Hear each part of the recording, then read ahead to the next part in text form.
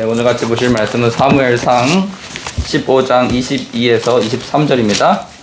사무엘상 15장 22절에서 23절 말씀 다 같이 한 목소리로 합독하시겠습니다.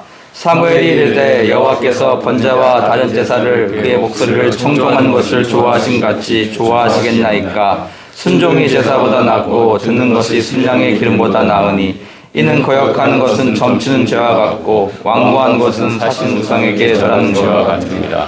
왕이 여호와의 말씀을 버렸으므로 여호와께서도 왕을 버려 왕이 되지 못하게 하셨나이다. 아멘.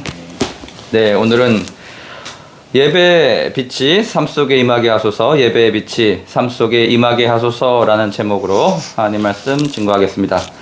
오늘날 가장 각광받는 리더십 전문가 사무엘 시넥이 쓴 인피니티 게임을 보면 어떤 단체든지 리더가 내세우는 이상과 삶의 괴리가 발생했을 경우에 이것을 감지한 멤버들은 이내 실망을 하게 되고 곧 뿔뿔이 흩어지게 되며 그 조직은 머지않아 쇠락과 사망의 길을 걷게 된다고 합니다.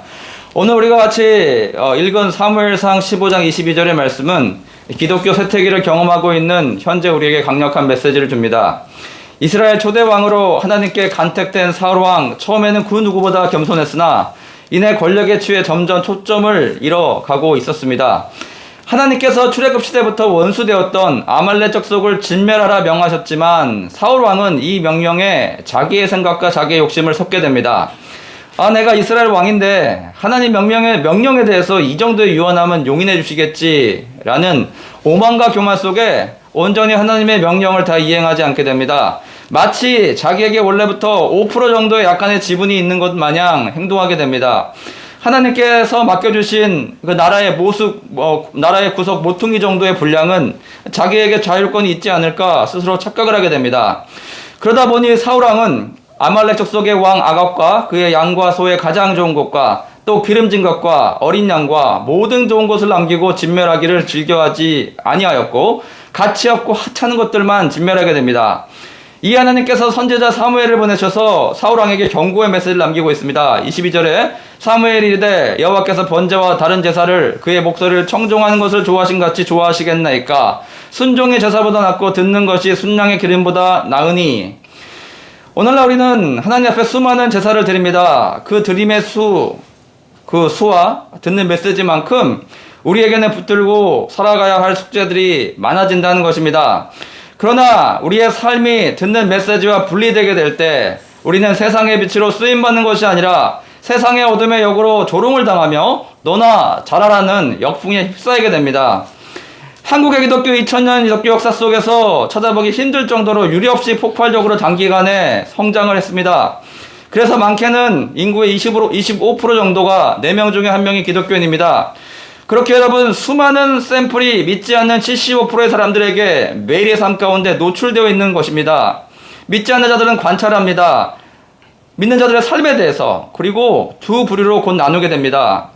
무엇이 저들의 삶을 저렇게 아름답게 이끌고 가는가에 대한 궁금증이 생기기도 하고 반대로 뭔가 영적인 수련을 받는 것 같은데 어찌해서 세상 사람들보다 뒤처진 삶의 형태를 보이며 살고 있는가라며 혀를 찰 때가 있다는 것입니다. 오늘 사무엘 선지자는 분명히 이야기합니다. 하나님 앞에 드리는 예배 아주 중요합니다. 그러나 아버지께서 더 기뻐하시고 더 좋아하시는 것은 그 말씀이 실제적으로 삶 속에 역사하는 개개인의 성도들의 삶의 모습이다 라고 말씀하고 있습니다. 왜냐하면 복음의 메시지가 작동하게 되면 그 빛으로 어둠 가운데 있는 사람들이 자연스럽게 모여들게 되지만 복음의 메시지가 작동하지 않게 되면 어둠 가운데 있는 사람들이 우리를 동료로 여기거나 나아가 자신들보다 더 못한 하류로 여기게 된다는 것입니다. 우리 교회만큼 담임 목사님으로부터 일주일에 10번의 예배를 듣고 섬기는 교회가 많지 않습니다. 여러분 많은 메시지를 듣고 계십니까? 그만큼 우리 삶에 수많은 재앙과 영적인 숙제가 우리에게 주어진다는 것입니다. 그 말씀 앞에 늘 순종의 형태로 나아가서 우리에게 비춰진 그 빛이 세상의 빛으로 이어지고 발현되어지게 되는 저와 여러분 되시길 주님의 이름으로 축원드립니다. 아멘. 조기도문으로 예배를 마치겠습니다. 하늘에 계시는 이 아버지여, 이름이 거룩히 여김을 받으시며 나라의 마옵시며 뜻이 하늘에서 이루어진 것 같이 땅에서 이루어지이다.